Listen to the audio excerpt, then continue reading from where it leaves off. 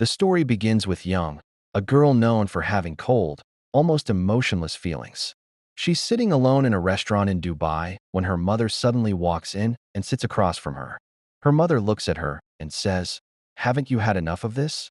We find out that Young has been coming to this same restaurant and ordering the exact same meal every day for the past 10 years, never once growing tired of it. As she begins to tell her mother everything that has happened in her life, her mother quickly interrupts, saying, "I don't want to hear it." Young looks her in the eye and calmly says, "Don't interrupt me again. This is the first time you've heard your daughter's voice in 20 years. Young looks at her mother and quietly asks, "Didn't you miss me even a little?" Her mother notices a wound on Young's hand and asks with concern, "What happened to you?" Young replies calmly, "My job involves things like this. I get cuts almost every day." Her mother sighs and says, "I left you enough money. You didn't have to live like this." Young's face hardens. "I'll pretend I didn't hear that," she says coldly. "Grandma taught me to be kind. Something you never tried to teach me." A flashback begins. We see her mother years ago, handing Young over to her grandmother with a bag of money. The grandmother is furious. "What kind of mother walks away from her own child just because life got hard?" she yells. Later, the grandmother gets a call from Young's school. A teacher says, "Since the dissection class 2 months ago, Young has been asking me for another frog. She wants to dissect it again." The grandmother finds a frog and brings it home for Young. As Young begins to cut it open, the grandmother suddenly grabs the scalpel and slices her own hand. Blood runs down her palm. "These creatures feel pain, just like we do," she says firmly. "If you don't want to be hurt, don't hurt others." A powerful lesson Young would never forget. She's a solid 10 out of 10, and honestly, I'd give her 100 out of 10, but only if you remember to like this video and subscribe to the channel. Now, back to the story. In a sudden twist, Young snaps. Without warning, she grabs her grandmother by the throat and begins to choke her. But the old woman doesn't give in.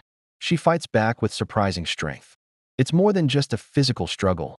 It's a battle of emotions. Young suffers from a rare emotional disorder. It's as if she's unable to truly feel anything. No joy, no sadness, not even guilt. In the middle of the struggle, her grandmother manages to say through clenched teeth, "These are our rules. The ones we live by." Young's voice comes in through narration. Calm, steady. "If it weren't for Grandma's rules, the ones I've tried to follow since I was a child, you'd probably be 6 feet under by now. And don't worry. Suspense builds. You'll never see me again. Goodbye, Mother." With those final words, Young walks away. She returns to her hotel in silence. Later, she joins a desert tour with a group of tourists. Everything seems calm until a sudden sandstorm sweeps across the land. The guide shouts above the wind, "Don't be afraid." They say this happens once every 1,000 years when a genie performs his dance. You're lucky to witness it. Young stares into the storm, her face blank. She mutters softly, "Poor thing. It's supposed to be a duet, but he's dancing alone. I guess this genie is even more miserable than I am." Her voice is flat, cold, not a trace of emotion. Don't be fooled. She wasn't actually feeling sorry for the genie. When the tour ends, instead of following the group, Young quietly takes a different path, wandering off on her own. Her phone buzzes. It's a message from a friend. "How's the trip going?" Young replies, "Asterisk, the desert is beautiful, vast and silent. Perfect place to plant a cactus and bury myself beside it." Her friend responds, "You need to control your anger. Try listening to your watch ticking. It helps calm the mind." She stands still. Just as she begins to focus, she trips over something hidden in the sand and falls flat on her face. That something she tripped over turns out to be an old, dusty lamp. Frustrated and full of anger, Young begins hitting it hard, imagining it's her mother. She pours out all the rage she's held inside for years. Eventually, she stops, exhausted, and looks at the lamp. Realizing what she's been hitting, she picks it up and turns it around. Suddenly, a swirl of light bursts out of the lamp, and a genie appears. But remember, Young doesn't react with shock or fear. She just stares coldly and says, "Who are you? Speak fast before I finish you off." The genie, puffing his chest with pride, announces, "I am the devil himself, but people like to call me Genie." Young barely reacts. She turns away, clearly unimpressed, and starts walking off. The genie stumbles after her, yelling, "Wait, you're the one I've been searching for. for 1,000 years. She keeps walking as if he's invisible. He tries to catch up, tripping over his own long hair. And just like that, Young's strange adventure begins. When she enters her room, he's already there, his long hair covering nearly the entire floor. He looks at her dramatically and says, "1,000 years, and now you're here." She replies dryly, "So your hair grew for 1,000 years, but your beard forgot? That doesn't even make sense." The genie frowns, mumbling to himself, "What kind of humiliation is this?" He collects himself and starts telling his story. He explains that he was cursed because of her, exactly 1,000 years ago. Since then, he'd been trapped in the lamp. Every time someone found it, he'd grant them 3 wishes. Through the centuries, his assistant, Uncle Si, kept him informed about the outside world, new inventions, wars, changes in humanity. Uncle Si could even transform into a Black Panther. One day, Uncle Si told him about a new human belief, reincarnation, the idea that souls could return in another life. The genie laughed at it then, but something changed. He made a vow: when she came back, he would destroy her. Why? Because long ago, she used her 3 wishes not for herself, but to help others. Her final wish had trapped him in the lamp. It was the greatest insult. By the 900th year, he made peace with fate. He prayed, "If the one who frees me is good, let me remain bound. But if they are corrupt, let me win my freedom." And then you came shaking the lamp like you wanted to kill me. I had just eaten. Woman, Young, emotionless as ever, stares at him and says, "Strange. You're not scaring me. I don't even feel the need to respect you. Are you sure you're not human? Maybe I knocked on the wrong door." The genie smirks. "Doesn't matter. Corrupting humans is my favorite hobby anyway." Young replied coldly, without emotion. "So, what do you want from me?" The genie grinned. "Simple. You get 3 wishes. Just a few rules. You can't bring back the dead, can't time travel to the future, and definitely no escape 3 in 1S. Anything else, and I'll make it happen instantly." But Young completely ignored him. He started following her everywhere, to shops, cafes, even a jewelry store. He teased her nonstop. Each time she snapped back, people around stared, thinking she was talking to herself. Then he chuckled and said, "Oh right, forgot to tell you. Only you can see me." She glared. "Perfect. Now everyone thinks I've lost my mind because of you." He smirked. "Well, sweetheart, you were kind of crazy." That was the last straw. She grabbed the lamp and threw it straight into the sea. Later, back in her hotel room, she found him sitting there casually, drying himself with a towel like nothing had happened. Furious, she stormed out and sold the lamp to a tourist for 1 dirham. But when she returned home, he was on her couch, flipping that same dirham in the air with a proud smile. "You're my queen now," he said. "I can't stay away from you." Determined to get rid of him, Young thought maybe if she found his weakness, she could outsmart him. She asked, "Can you fly?" He grabbed her arm and said, "Let me show you." Within seconds, they were soaring above Dubai, the wind rushing past them as he flew effortlessly through the night sky, better than Batman ever could. They landed on the rooftop of a tall building. The city lights sparkled below them. She looked down from the rooftop and said calmly, "Wow, so you really are a genie. Tell me something. If I pushed you off this roof, would you die like a human?" The genie laughed nervously. "You're joking, right?" But before he could say anything else, she actually pushed him. He vanished mid-fall and reappeared right in front of her. Only this time, his face had changed. It was darker, colder, more terrifying. "The good genie is gone," he said in a deep, angry voice. "I should have shown you this face from the start." Memories rushed back to him. The kind girl from 1,000 years ago. The one who had said, asterisk, "Let's share the punishment, no matter how harsh." Asterisk, her kindness had haunted him for centuries. He looked at Young with disappointment. "I thought that when I finally found you again, you would have changed. But not into this, cold, heartless thing." "Make your first wish," he growled. "Ask me to forgive you. Ask me to spare your life." He reached out and wrapped his hand around her neck, choking her. "When I grant all 3 wishes and break free," he whispered, "the first thing I'll do is destroy you." But Young smiled through the pain, laughing softly. "Then do it now. This is the happiest I've ever felt. For the first time in my life, I can actually feel my heart beating." The genie froze, shocked. Asterisk, what's wrong with her? Why is she happy while dying? Asterisk. He released her, and let her fall from the sky. Still, she kept laughing as she plummeted. At the last moment, he caught her again in midair, eyes blazing with confusion and anger. "If you touch me again," he warned, "I swear I'll wipe out all of humanity." I didn't know humans had evolved to this level of madness. The genie looked at her with a cold smile and said, "Your corruption has become self-sustaining. You don't even need the devil anymore." Then, just like that, he vanished, leaving Young free-falling through the air, alone. Somehow, she made it back to her hotel room in Dubai, quietly packed her bags, and left the lamp behind. On her flight home, she stepped out of the airplane bathroom, only to find him sitting in her seat, casually eating snacks. She rolled her eyes and snapped, "That long hair you're so proud of? You're cutting it before we reach my village. Do you know how much I've spent on hair creams and marrow oil? You think I'll show up with a man whose hair is longer than mine? No way." When they arrived, she introduced him to her grandmother and some friends. They teased her right away. "Wow, you got married." She laughed awkwardly. No. He's just my former roommate. I brought him back as a souvenir." The genie stood stiffly, forcing a polite smile. When someone asked his name, he said something ancient and strange. Young quickly dragged him into the garage and scolded him again for being weird. Her grandmother walked in just then, saw her holding an axe, and sighed. "Who are you planning to kill this time? Have you forgotten our rules?" The genie disappeared again, leaving Young talking to herself like a madwoman.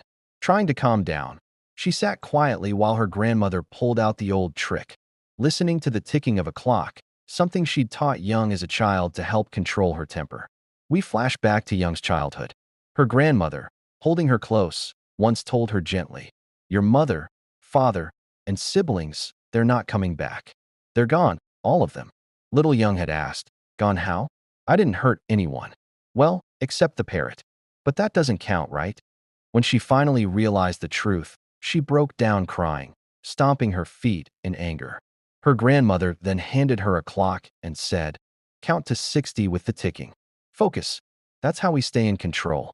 Her grandmother also made her put small stones in her shoes so she could feel discomfort. "If you know how pain feels," Grandma said, "you'll think twice before causing it to others."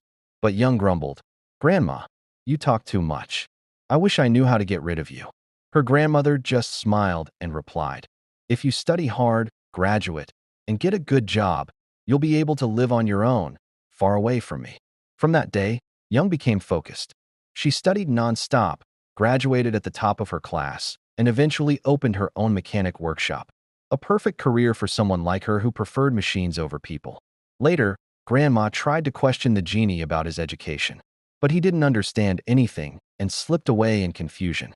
The next day, as Young drove past some villagers, she overheard them whisper, "That girl is crazy."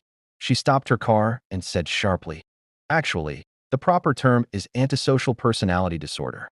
"Thank you." Then added with sarcasm, "Don't forget your building blocks, sweetheart." The villagers muttered behind her, "She's the type that could kill someone." Her grandmother, calm as ever, replied, "Maybe, but we raised her with discipline. She lives by strict rules and doesn't hurt anyone." The genie overheard this and chuckled.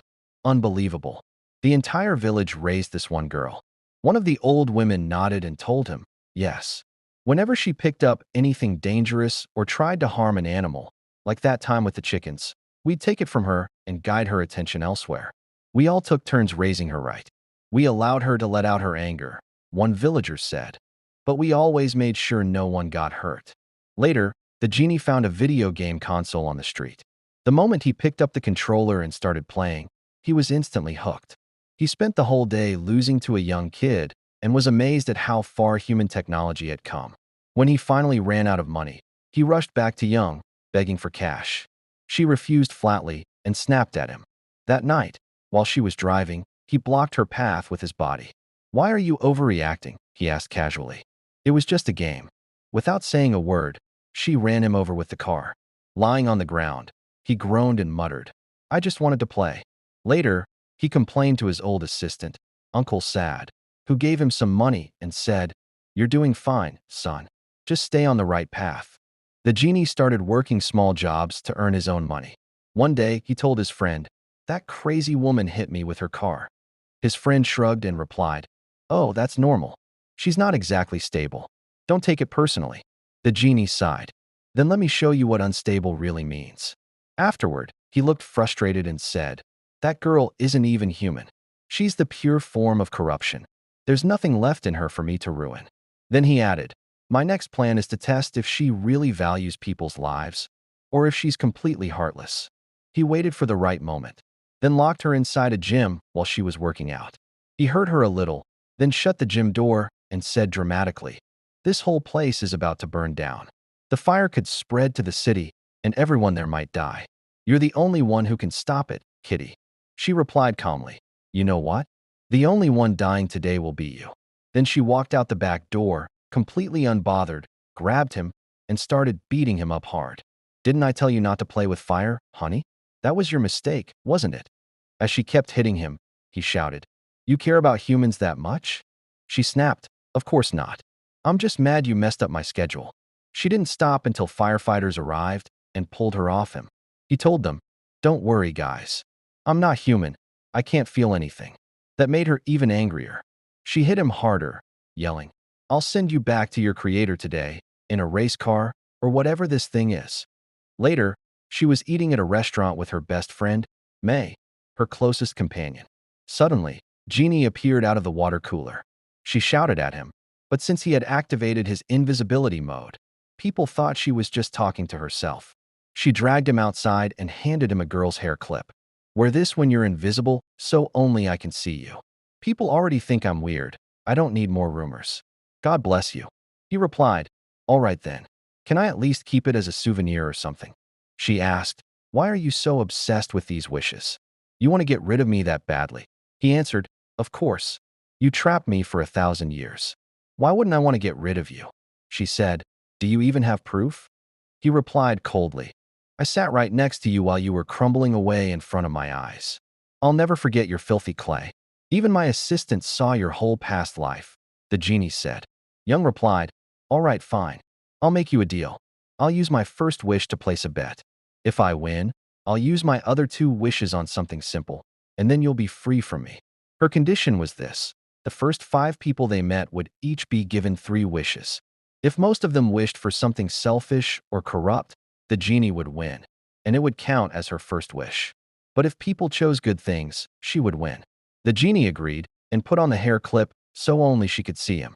The first person they met was a store employee from the village. She smiled and said, good day, sir. What can I do for you?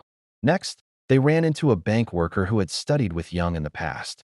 The genie whispered, that's number 2. Wow, these people already look hopeless. Corruption's coming faster than I expected. Then, a dog walked up to them. The genie pointed and said, here's our 3rd customer. Young rolled her eyes. Really? The dog? It can't even talk. Genius. After that, a car drove by. Inside was a man, the son of a restaurant owner and a new villager who ran a YouTube channel. Young counted. That's 5 people total, Genie. Your turn. Go do your magic. The next day, the genie sat with Mr. Said and sighed. I can't lose to her. But honestly, she won't live more than 80 years. I'll just hide until she dies. Then I'll finally be free. I'll grab my magic carpet and disappear. I'll end up being Aladdin's cousin at this rate, the genie muttered.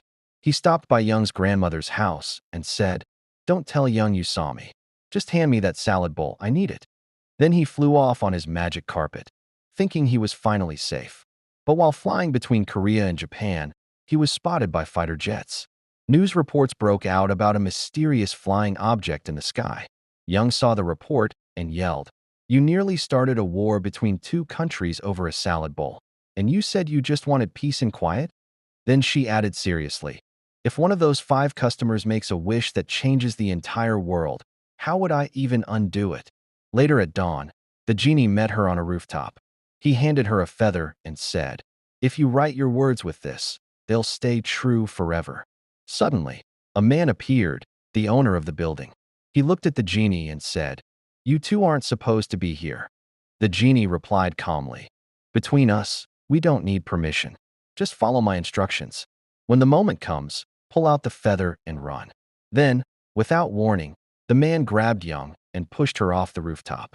But he jumped after her and revealed wings, catching her before she hit the ground. She stared at him and asked, If you had wings, why did you scream for help? He answered, I got nervous, that's all. Young then pulled out the feather and ran. That feather turned out to be the magical pin the genie had told her about. Right after, the genie's assistant appeared. So, he said, you've finally been freed. The genie nodded. You always blamed me for corrupting humans. But look around. I've been trapped for 1,000 years, and they've done nothing but destroy each other with war and greed. The assistant replied coldly, That's enough. I'll deal with you soon. Then they returned to their first customer, the same young woman from the village store. Her boss was treating her terribly. While in the storage room, she found a mysterious lamp. She rubbed it, and the genie appeared, offering her 3 wishes. She was angry and wished to become the manager of the wedding event, and it worked instantly. She wasted no time getting back at her cruel boss, and no one could believe how suddenly she'd been promoted. Later, when Young saw her, the girl smiled and asked, Aren't you coming to change your car's oil? Young replied, No, honey. I'm getting a brand new imported car, so don't worry about me. The only thing that truly annoyed Young was that her workshop had now lost one of its regular customers. That day, Young also remembered how she had first met her best friend, May. Back in school, May had been bullied by a group of girls. Young stepped in, not with words, but with action. She threatened to burn the girls alive if they didn't leave May alone. And it wasn't just a figure of speech. She actually brought gasoline and poured it all over the bathroom while they were inside. After that, the bullying stopped. Young and May became close friends. Young helped her study hard, and May eventually became a dentist and opened her own clinic. Honestly, everyone needs a friend like that. Later on, Syed told Genie all he had learned about Young from watching her closely. She worked multiple jobs, followed a strict schedule, went deep-sea diving, climbed cliffs. She was always chasing dangerous activities. But not for fun, because she hoped one of them would accidentally end her life. When they visited her workshop, they found that she had even built her own coffins, preparing for every possible outcome. She was simply waiting for her grandmother's time to come, so she could follow her soon after, like a battery running out. Syed asked, So, if Young dies, how will you take revenge on her? Genie replied, Simple. I'll make sure her grandmother stays alive and healthy, no matter what. After that, whenever Young's grandmother said, Oh, my back hurts, Genie would rush over to help and do the work for her. Over time, the grandmother began to take advantage of him. She was perfectly healthy, but she started pretending to be weak just to make him work more. Then Mr. Said came to Genie and said, Young doesn't remember anything. Genie looked shocked. What? She caused me to be trapped for 1,000 years, and now she doesn't even remember? She was supposed to be righteous. Is she mocking me now? Don't you dare tell her she was a good person who sacrificed herself to help others. Said calmly replied, Don't worry. I don't have to. She's standing right behind you. Young turned and walked away. Genie quickly called after her. Hey, nice outfit. Where are you going? Next, we see her at May's dental clinic, then later shopping and having dinner with Genie. As they sat together, she looked out at the city skyline filled with tall buildings. Genie said, I'll take you up there. Just promise me you won't push me off again. He took her to the top of one of the towers. While they stood there, she suddenly said, without hesitation, I like you. He blinked in surprise. What the? Who confesses like that? You scared me when he asked why. She answered, Because you're like an engine. I don't need to put in effort to feel your emotions. You're comfortable. He sighed, Great. I should have never asked. Now I'm just a car engine to you. Trying to be romantic, he said, You want something special? I'll give it to you. Then he turned off all the lights in the city so she could see the stars clearly. Under that starlit sky, they shared a magical and romantic moment. The next day, Young couldn't stop thinking about him. She wanted to feel that happiness again, but Genie kept running away from her. She chased him everywhere. Later, they met their next customer, the bank employee. While opening Young's account at the bank, the employee was shocked by the huge amount of money she saw. Filled with jealousy and frustration, she could barely hide her feelings toward Young. That night, the village held a big festival. Everyone gathered to celebrate. Everyone except Young, who stayed alone in her workshop. While she was there, the so-called angel of good appeared. She looked at him and asked, Excuse me, but what exactly are you? What kind of being has wings like that? And why are they so dark? He replied, Sorry about that. I'll make them pink next time, just for you. She continued, I've noticed something strange. Everyone you feed during your charity work ends up dying shortly after. Why is that? He answered calmly. If you look at it another way, my mission is to bring peace to their hearts. She narrowed her eyes. Just so I understand, you're not allowed to fall in love, right? He nodded. Exactly. That's one of the rules. She smirked and said, well, too late, sweetheart. You've already taken my heart. Now go, before I spray you with water. After that, the next day, we see the first customer, the woman who became branch manager. Her friends didn't respect her or take her seriously. Regretting her quick promotion, she went back to the lamp and made her second wish to return 20 years into the past, but keep her managerial position and to have immense wealth as well. Genie granted her wish, and she was sent 20 years back in time. Meanwhile, in the present, Young was in her office when an old colleague greeted her, saying he had just moved with his wife and son into the house next door to that same time. In the past, Genie met the younger version of Young. Just a child, he said. Well, since we're in the past now, let's at least say hi. But little Young threw a rock straight at Genie's head. Back in the present, she suddenly felt a strange ache, like a memory trying to return. Her coworker looked at her and said, no use. You're still just as weird as ever. That night, Genie was hiding from Young again, and she was furiously looking for him.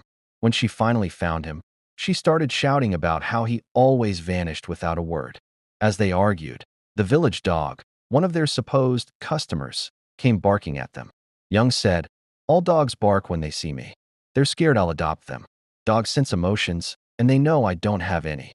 Don't worry, buddy. I'm not adopting you. Then she walked away. Genie called Mr. Said to translate for the dog. He told the dog that he could have 3 wishes, but only if he convinced all the village dogs to stop barking whenever they saw Young. Otherwise, Genie would turn every dog into a cat. The dog's wish? To become a handsome, wealthy 40-year-old man. The next day, Young was back in her workshop, this time thankfully building a table instead of a coffin. Her grandmother called her and began reading from Young's own diary. Shocked, Young rushed to Genie and said, take your broken magic back. You told me no one could read what I wrote with that feather, but my grandma just did. We need to hide both the notebook and the feather now. Genie told her that the safest place was inside the lamp. So he brought her into it. See, he said, this is how long I've lived here alone. Young looked around and ordered him to bring furniture and decorate the place. Slowly, the lamp began to feel like a cozy home, one that looked like it belonged to a married couple. While cleaning, a vacuum cleaner suddenly began moving on its own and was pulled into a glowing portal inside the lamp. Genie explained, that's a portal, but if you go through it, you won't return for another 1,000 years. Young looked at him and said, you need to defeat that angel. I don't trust him, but honestly, I could just kill you myself and save the world the trouble. They started chasing each other around, laughing and shouting like children. Outside the lamp, her grandmother heard strange noises as all the furniture they had arranged inside fell apart. They nearly kissed, but just then, the neighbor called out to her grandmother. A moment later, Young found her grandmother in tears. She asked the neighbor, why is grandma crying? The neighbor replied, because Farag, the sculptor who taught you wood carving, passed away. Young frowned. Okay, but why is she crying about that? At the funeral, Young overheard her grandmother speaking softly, saying she was worried about Young, that something terrible might happen to her suddenly. Later, Young met Genie outside and said, Grandma wrote in her diary that she's noticing signs of aging. She understands everything now, and she's scared. So I've decided to use my second wish. I want her to be young again, around my age. Genie replied, please don't rush. Think it through carefully before making your second wish. Young answered, I've thought about it. I can't lose her suddenly, but I'll wait 3 days. I won't wish yet. Then she went to her grandmother and said, tell your friends you're going on a trip. Go out. Enjoy yourself. Live your life. Meanwhile, the former store manager, their first customer, was trying to call her daughter, but she wasn't picking up. Worried, she went to her apartment in the city and found it completely trashed, with her daughter nowhere to be found. Later, when her daughter finally called, she yelled at her for dropping out of college. The mother broke down in tears, realizing that back when she was just a simple store worker, Her relationship with her daughter had been much better. Now everything felt ruined. Genie appeared and gently said, "You still have one final wish.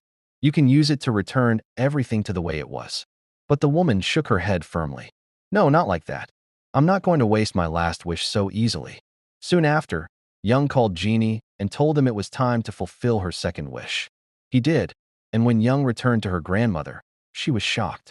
Her grandmother had become a young woman again, glowing with youth. Young gasped, "Grandma, you were this beautiful when you were young?" Her grandmother looked in the mirror and fainted. Once, twice, maybe 8 or 10 times. Young just stood by, waiting patiently for her to come around. Meanwhile, the angel's assistant went to report to her superior about what was happening in the village, explaining that Young's second wish was also noble and selfless. Back at the lamp, when she dropped in unexpectedly, Genie scolded, "Hey, don't you know how to knock? This lamp is sacred, you know."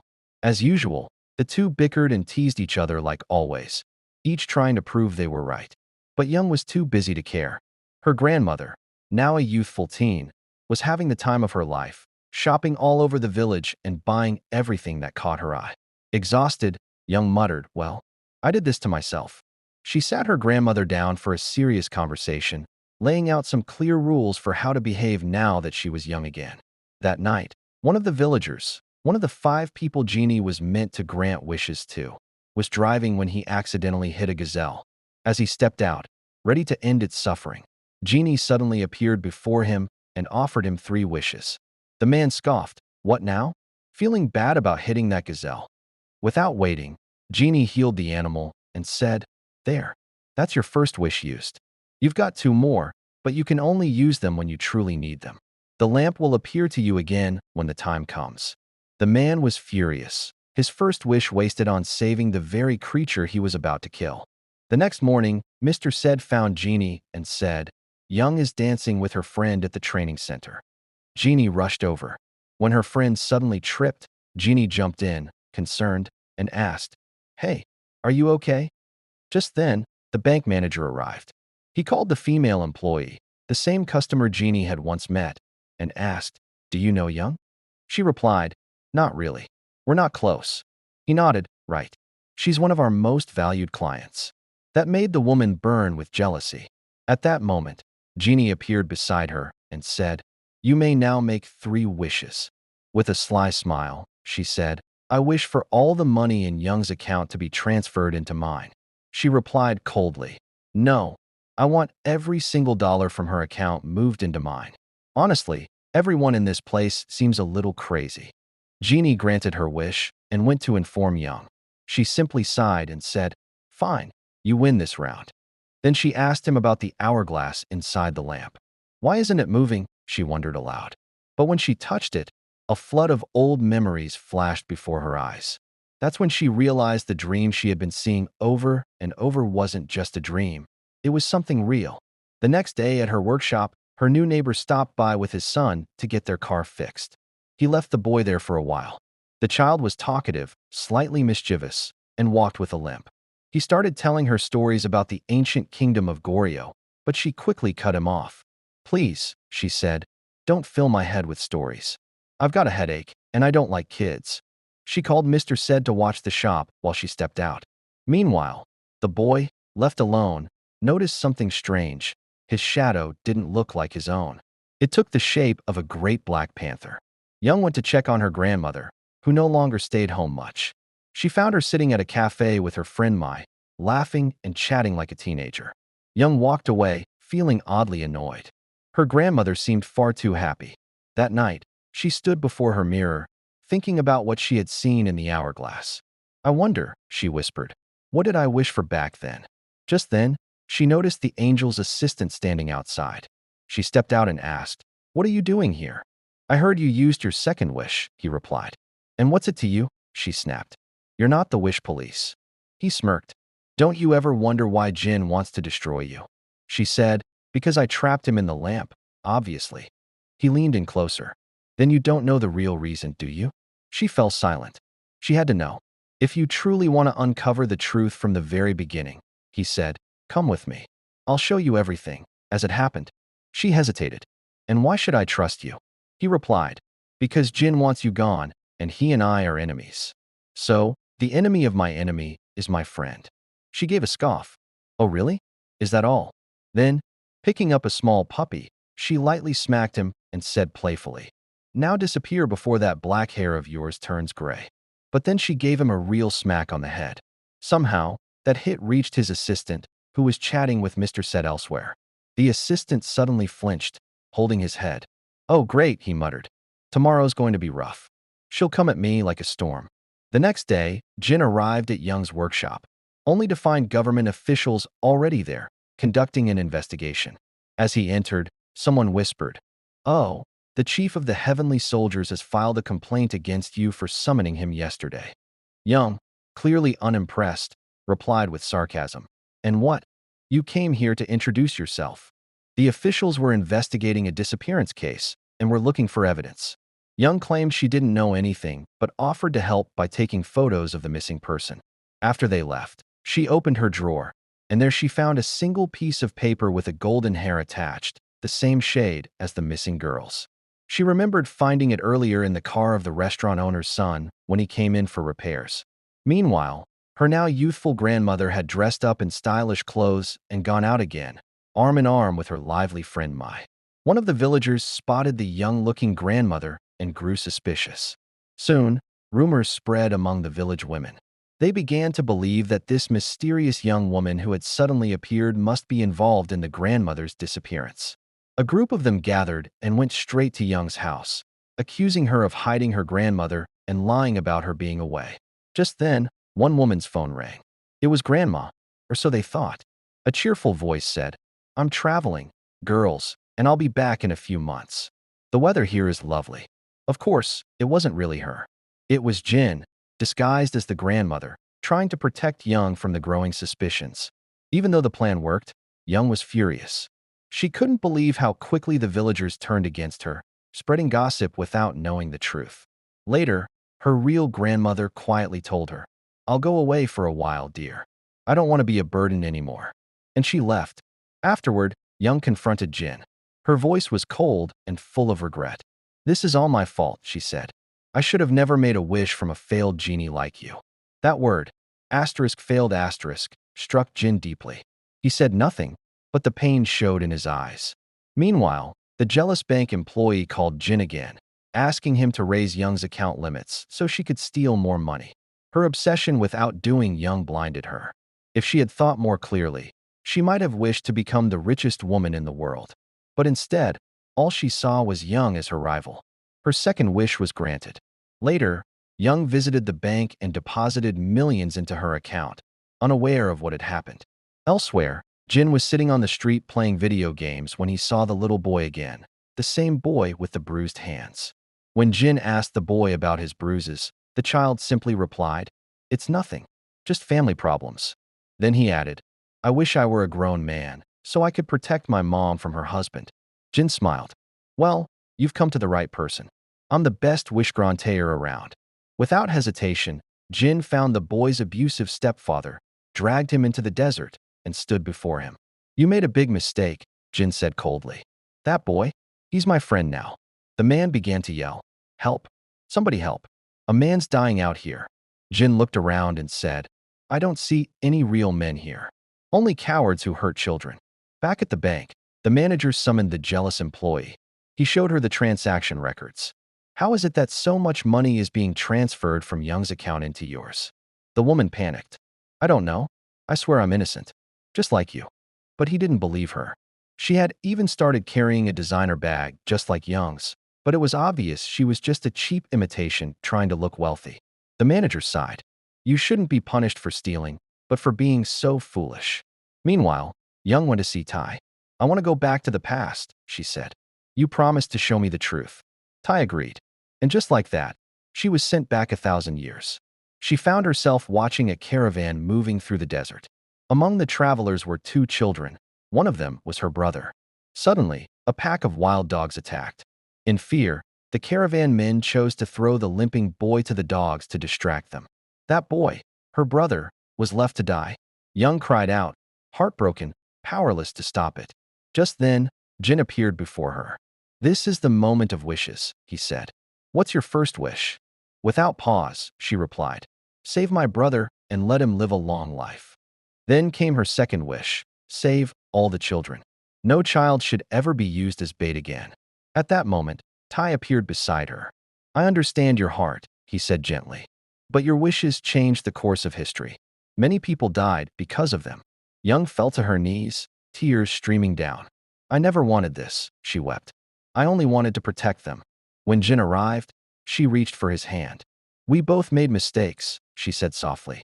Now we must carry the weight of our choices, together. That was her final wish. And that was how Jin came to be sealed inside the lamp. Later, while gathering vegetables from the farm, Young ran into the bank employee, the same woman who had stolen her money. The woman said arrogantly, Call the bank and tell them you gave me the money willingly. Young replied calmly, But you stole it. If the bank asks me, I'll tell them the truth, that you're a thief. The woman smirked. Maybe I'll use my last wish to make you disappear. Problem solved. Young looked her straight in the eye. If I die, my grandmother will inherit everything. And trust me, she'll make your life miserable. Besides, wishes don't control life or death. And since your whole life now revolves around mine, even in death, I'd still win. Then the scene shifted to a young YouTuber sitting in his room, frustrated and bored, hoping for something exciting to happen in the village. Anything worth filming for likes and views, he muttered. I wish there'd be a crime or something, and that I'd be the one to solve it. That would go viral. At that exact moment, Jin, who happened to be browsing online, granted his wish. Suddenly, the YouTuber found himself live streaming from the site of a buried crime. As he dug into the ground, he uncovered the remains of a long decomposed corpse. The next day, police arrived to investigate, and as usual, all suspicion in the village fell on Young. Meanwhile, Young's grandmother was shopping at the supermarket when she noticed two villagers whispering nearby. She quietly hid behind a shelf and overheard them gossiping about the murder. It must be Young, one said. She's the only odd one among us. But the other replied, Don't be silly. A body takes 20 years to decompose. Young was just a child then. How could she be involved? The grandmother was hurt by their words. When she returned home, she told Young, No matter what they say or accuse you of, ignore them. Don't let it trouble you. Young, however, only smiled and said, Let's eat, Grandma. I'm starving. We don't have time for gossips, she said calmly. That night, Young and Jin sat together at their favorite spot, the highest hill in the village, gazing at the stars. They spoke for hours, sharing quiet moments. Jin, speaking gently, tried to reach her heart. If you ever need someone to lean on, he said softly, my shoulder's always here. She gave him a slight smile. Oh, I definitely need it. But true to her playful nature, just as she leaned in, she tripped him, and he fell flat on his back. Meanwhile, Mi visited Young's house and was stunned to see her grandmother stepping outside, young, glowing, and full of life. Mi didn't know the truth, that it was indeed Young's grandmother, transformed by magic. You must be Young's friend, the grandmother said kindly. Just then, Young arrived with Jin. Mi raised an eyebrow. So, your friend is leaving your house while this guy's coming in? What exactly is going on here? Young laughed nervously. I'll explain everything, just not right now. Elsewhere, the troubled man, the restaurant owner's son, met Jin again and forced his second wish, to return 20 years into the past. There, he discovered the truth. He was the one behind the crime currently under investigation. He wanted to find out who had witnessed him back then. To his shock, it was his own mother. He returned to the present, furious. Why didn't you just tell me? I've spent years in fear.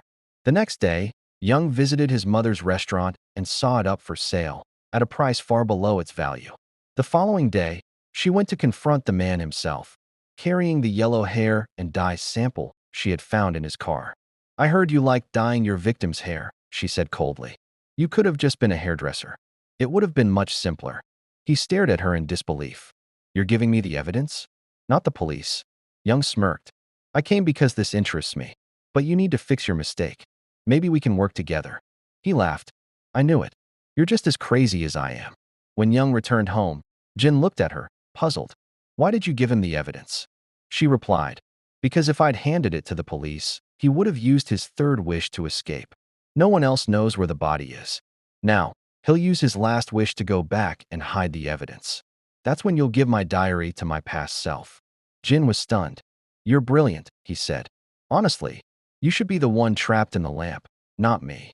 Later, Jin invited her on another trip, this time to Dubai. He said there was someone there who might help him understand why 20 years of his 1,000-year memory had gone missing. They went together, with me and Grandma joining them as well. When they arrived, Jin told Young to rub another lamp. A beautiful female genie emerged. Jin sighed. Oh, her. The woman smirked. Yes, I'm his ex. Young raised an eyebrow. Really? How long were you together? Jin chuckled awkwardly. A long time ago. The female genie folded her arms. Where's the tea set I gave you? He scratched his head. That was ages ago. Young looked at them both, amused. So, how long have you been separated?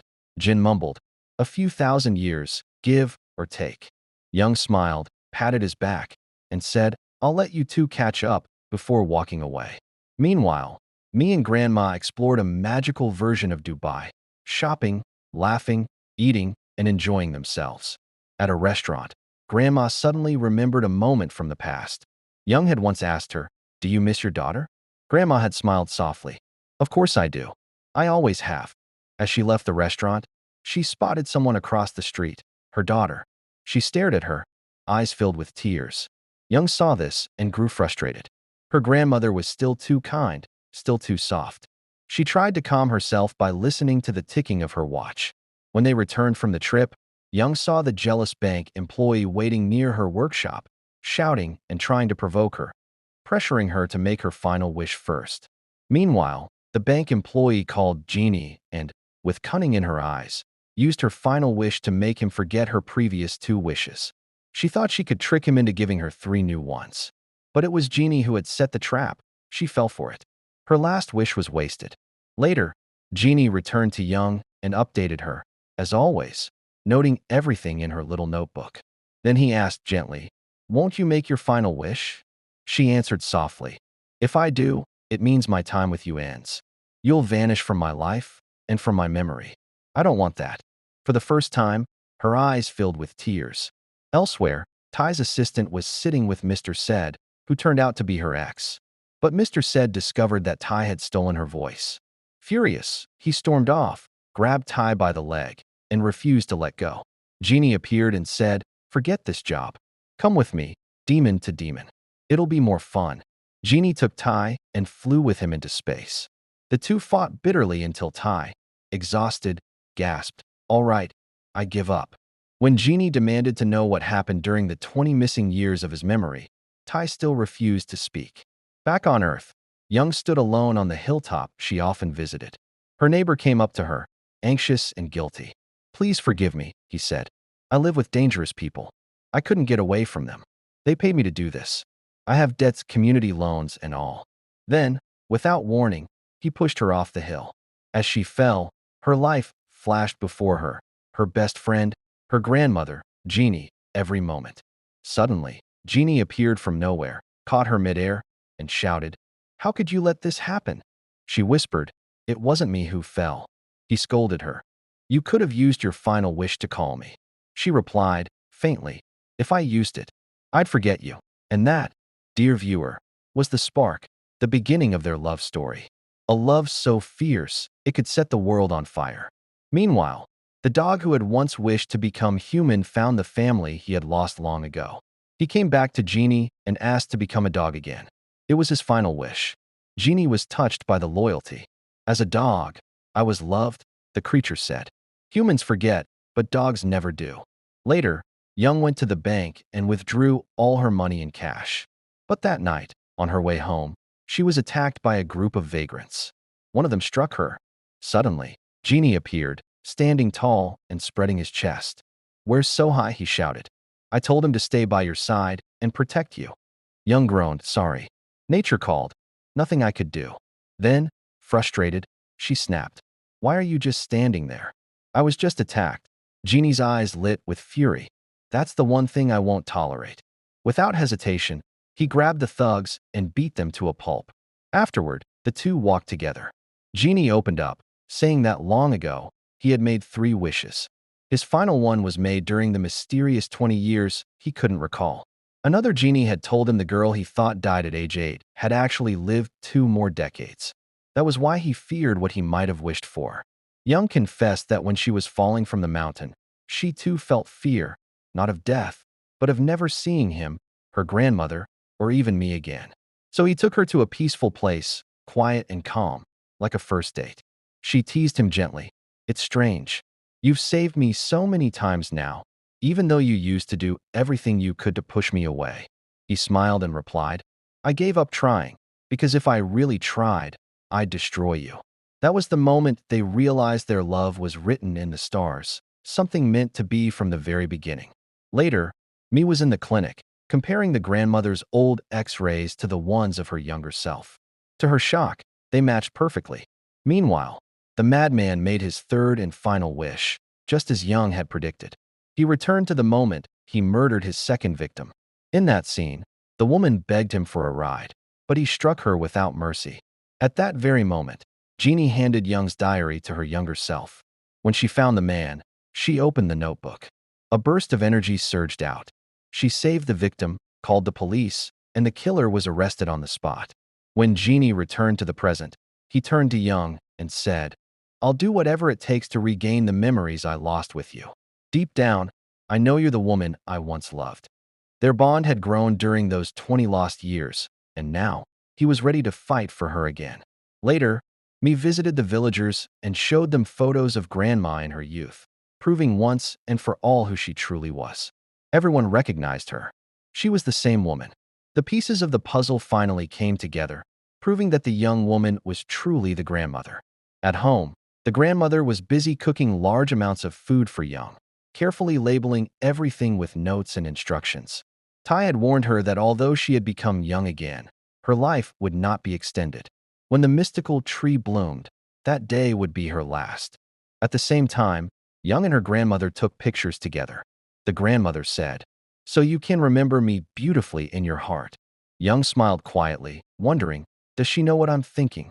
The next day, Young traveled to Dubai to find the female genie and ask about Genie's mood. But she noticed people following her. As soon as she saw them, she began to run. Suddenly, the female genie appeared and helped her escape. When they spoke, Young realized this was the very genie had once loved long ago, the one he had written about all over the walls of the lamp. Afterwards, she met Genie again. He took her to the desert, where he had set up a small camp for her. He even brought traditional Arabic clothes for her to wear. She put them on, and he was captivated by her beauty. She began teaching him the sacred dances every genie must learn during his cycle, correcting him gently whenever he stepped on her feet. Meanwhile, one village woman, who had long suspected the young woman's true identity, sneaked into Young's house at night. She opened the fridge, tasted the food, and realized it was exactly the same as the grandmother's cooking. That was the proof she needed. Shocked, the woman ran out and confronted the grandmother, shouting, "I knew it was you. How did you do it? Tell me." The grandmother broke down in tears and said, "I will tell you everything, but please, don't tell anyone." But the woman panicked, ran away wildly, and screamed that the grandmother was a witch. The rumor quickly spread throughout the village until it reached an ancient sorcerer, trapped in the form of a child, who had lived for millions of years. This sorcerer wanted to destroy Genie. He had been watching him closely all along. The men chasing Young had been sent by the sorcerer to eliminate her because she was now the queen of the lamp. If she disappeared, the lamp would belong to the sorcerer, giving him full control over Genie. At that time, Genie's memories finally returned. He remembered when Young was a poor girl selling dates during the Goryeo dynasty. He had met her there and tried to remind her who he was, but she did not remember. She simply walked through the market, selling dates. He kept teasing her until she snapped. "Can you please let me earn my living?" He threw her a golden jar filled with coins and said, "Here, take this. It's your living now." She was happy but kept selling dates anyway. The next day, she went to the market to buy a camel to return home to Korea. A man approached her and said, "I have camels. Come see them." She told Genie, "I'm going inside. Don't follow me." But as soon as she entered, the men beat her and stole her money. Genie appeared just in time, defeated the men, and returned her gold. Still, she was angry with him. How could you take a human life so easily? I never want to see you again." She shut herself inside her home, but he entered anyway, trying to make her laugh. He promised to help her return to Korea. She was overjoyed that he knew the way and wanted to help her. When she smiled at him, his heart was touched for the first time. The next day, they began their journey together. Along the way, they met a sick child. She gave the boy herbs to heal him. Genie said, "I see half of you as human and half as Gene. You are sick because of your human side." The boy begged Genie to cure him. When they tried to leave, the boy offered Genie a thread he had been weaving, saying it would help him on his path if he bought it with his own life. Genie mocked the boy and refused, then walked away. Later that night, Young was sewing a dress, fighting sleep. Genie appeared and asked, "Why don't you rest?" She replied, "I must finish this dress. I want to wear it on my way back home to Korea." He told her softly that the world outside was dark, then took her hand and brought her inside the lamp. There, the two sat together. She told him long, beautiful stories, and he listened with joy so deep his heart ached. They began living a love story, pure and faded, spending every moment together, laughing, talking, and feeling as if time had stopped. But one day, while they were together, someone found the lamp. When the man rubbed it, Genie appeared surprised. He thought Young was still his queen, as he had granted her a wish not long ago. But when he saw the man, he realized it was one of the caravan men who had once tortured children long ago. Genie had destroyed most of them then, but this one had survived. The man's first wish was to become extremely rich. Genie granted it. The man went to the market, showing off as the richest man in the land. But people despised him, mocked him, and hated him. Furious, he used his second wish to destroy anyone who disrespected him. Genie hesitated. Genie remembered how Young had been upset when he heard a human's wish, but he had no choice. He granted the wish, and half the village was destroyed in bloodshed. Later that day, the man walked through the market and saw Young selling her dates. He looked at her with pride and said, "So now you pity me, huh? Because I was weak before, and you used to give me your dates like I was a beggar. Ask for whatever you want now, gold, jewels, treasures, anything." But Young replied calmly, "I don't want anything. Soon, I'll be going back to my country anyway." He was offended. "How dare you reject my offer and insult me like this?" He returned to his palace, angry and full of revenge. That same evening, Young showed Genie the dress she had finally finished sewing. Suddenly, Genie was called by the man again. He told Young, "Don't worry. I'll grant him his final wish and come back right away. Then we'll go home together." When Genie appeared before the man said angrily, "Today, a woman dared to look down on me and refused to take anything from my gold or treasures. I want her brought to me, and I want her to spend the rest of her life by my side." Genie granted the wish, but when the man saw who the woman was, he froze. It was Young. Filled with rage and disbelief, Genie fought the guards to save her. Suddenly, the same boy from before appeared, the one who had offered Genie the magical threads. He threw the threads at Genie's feet, tying him up completely so he could not move. The boy said coldly, "These are the same threads you once mocked. Now you will see what they can do." Then the boy revealed a shocking truth. This servant girl, Young, she loves Genie. When the cruel man heard that Young had come for Genie, not for him, he was filled with jealousy and rage. In a fury, he stabbed her. Genie lost control, screaming and trembling, his heart breaking beyond words. He rushed to her side and held her in his arms as she whispered, "I believe a human lives only for the time God has given them." Then she stopped breathing. Genie broke down completely, crying harder than ever before. He took out the lamp and shouted, "I will grant 3 wishes to anyone, but the first wish must be to save her. I will grant the second and third wishes after." A greedy man stepped forward, grabbed the lamp, and said, "My first wish is for piles of gold." Genie granted it. Then Genie begged, "Please use your next wish to save her." But the man replied, "No, I want more gold." Genie granted his wish again, tears running down his face. Finally, the man used his third wish. "I wish for the whole world to be filled with gold." But by then, Young had already died. Genie exploded with rage. He unleashed his fury on everyone in the palace, destroying the man, his guards, and the city around them. "Let your gold save you now," he said bitterly. when you are nothing but dust. After the destruction, Genie carried Young's body back to his homeland. He laid her down and whispered, "I will accept any punishment if I can see her again, even once, in any life that may come." Meanwhile, in the present day, the villagers were going to the grandmother's house to confront her. They had learned her secret, but when they arrived, she was gone, hiding from them. The woman who had exposed her grew angry and said, "I will find a way to get back at you, you snake." As the angry woman stormed off, a car struck her, throwing her high into the air.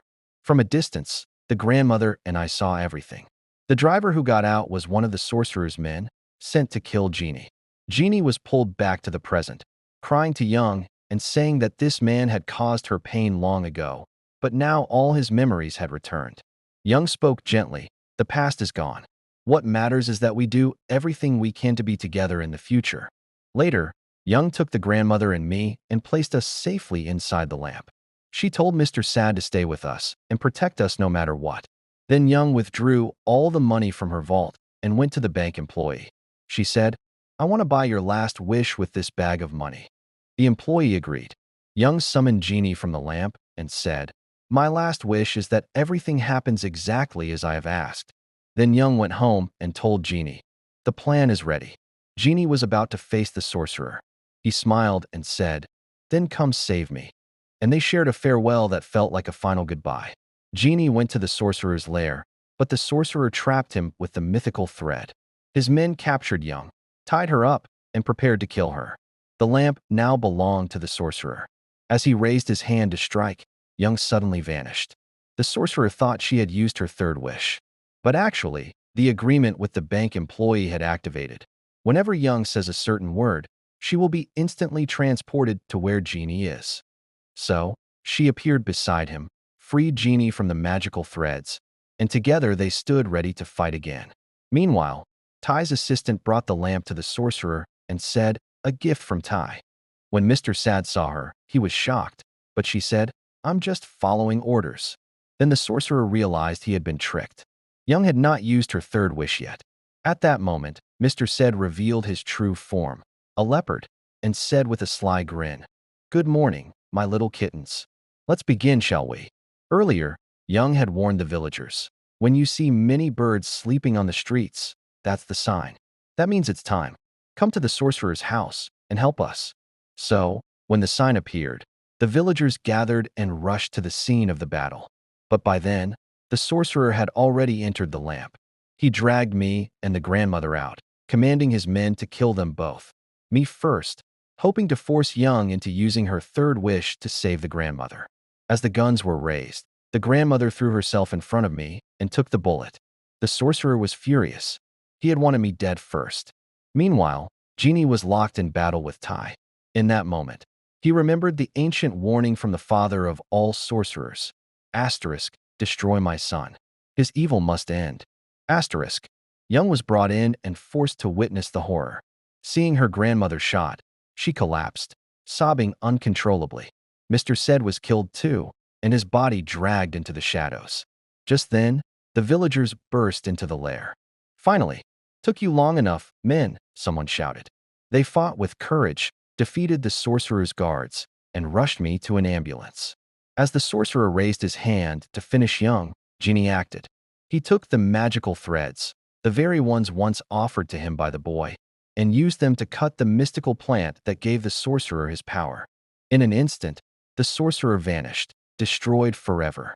Genie ran to Young, freed her from her chains, and held her close.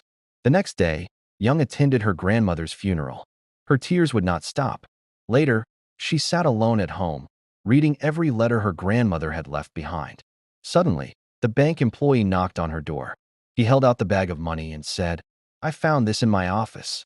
It's yours. Could I have taken it from you?" But Young only stared at it.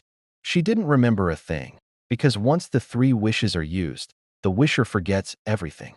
But Young told the bank employee that she had done something truly noble. She had saved someone's life.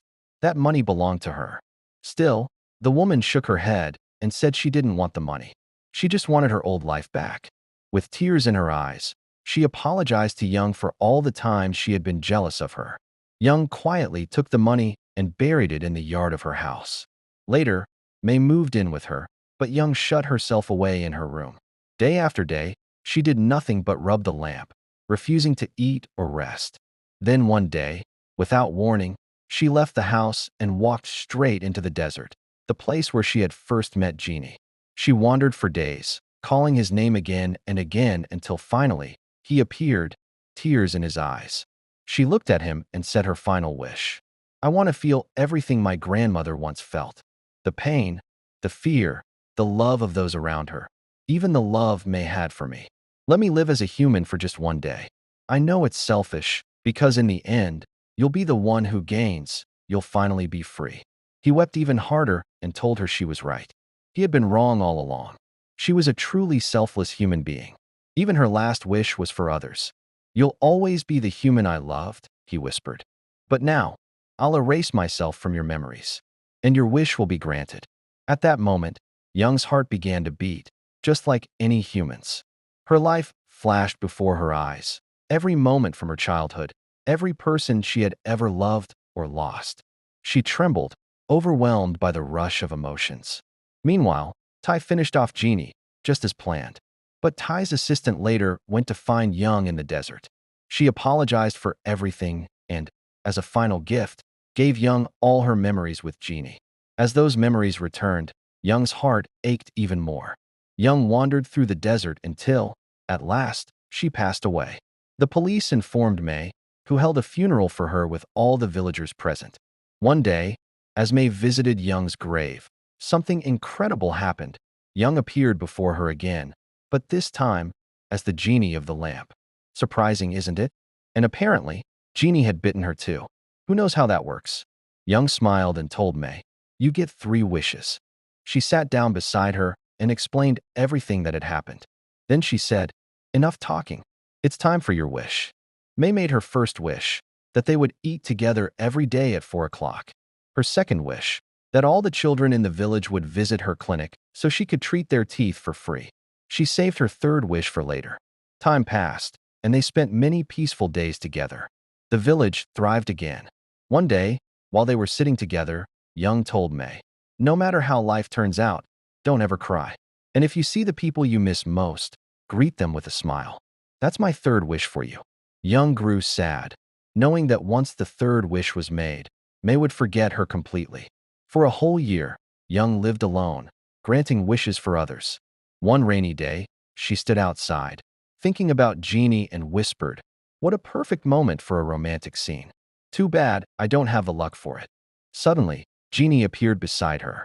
Shocked, she asked how he had returned. He smiled and said, "Honestly, I have no idea. Just enjoy the moment, woman." And somewhere else, the old grandmother had been giving Tai a hard time until he finally gave the lamp back. And so, Genie came out of the lamp once again and returned to living freely in the human world. He tried to earn money to support their life, but Young didn't like that idea. Instead, she dug up the bag of money she had once buried in her garden. Genie told her that Uncle Said had come back to life too, looking and acting just like before. They were all living happily, even without the lamp. The first thing Uncle Said did was sit on Tai's lap to force him to bring back his assistant. Meanwhile, Young and Genie kept arguing and teasing each other as usual. Then one day, Uncle Said brought out the old teacups, gifts from Genie's former genie lover. This stirred up old feelings and caused even more chaos. Young chased Genie around, yelling, "I'm the real one today." Time passed. May grew old. Her hair turned white. But she still visited the place where all the magical stories began. The same place where the dance of the spirits had always been performed. This time, she wasn't dancing alone. She was dancing with her lifelong partner. Young complained, "We're entering a new century and still doing the same dance. You're still stepping on my feet. I give up. I'm done teaching you." It looked like they would keep dancing together through every century, hopefully in peace. And as for me, even if someone offers me 1,000,000 sequels, I'm not doing this again. This is the end of our story. Subscribe for more videos like this. Tap the bell icon for updates. Thanks for watching. Hope you had a great time.